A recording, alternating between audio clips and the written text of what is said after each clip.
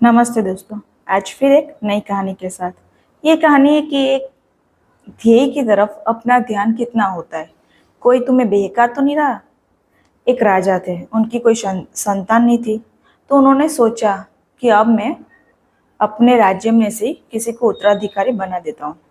तो उन्होंने घोषणा की कि एक दिन चूज किया गया, उस दिन यही समय पर मुझे जो मिलने आएगा मैं उसे कुछ हिस्सा दूंगा राज्य का। तो मंत्रियों ने बोला कि ऐसा क्यों कर रहे हो, ऐसे तो फिर टुकड़ों टुकड़ों बढ़ जाएगा अपना राज्य। तो राजा ने कहा तुम चिंता मत करो, तुम मुझ पर विश्वास रखो। अब जिस दिन राजा ने चूज किया था उस दिन सब लोग मिलने आ रहे थे, पर उन्होंने क्या किया, राजा के महल में आने से पहले एक बगीचा था, उसमें अलग अनेक प्रलोभन रखे।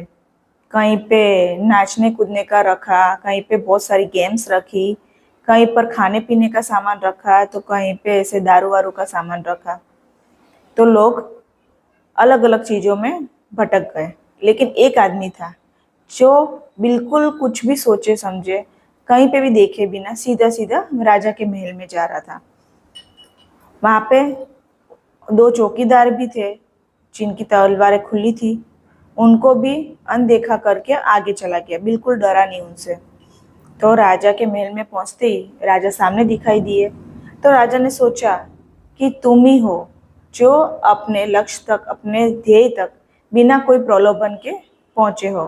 तो मैं तुम्हें छोटा सा टुकड़ा नहीं, लेकिन पूरा राजपाट सौंपूंगा और तुम अगले राजा होंगे। यानी ये कहानी का यही शीर्षक है कि जब हम कोई ध्येय नक्की करते हैं तो हमें उसमें पूरी तरह से लग जाना चाहिए।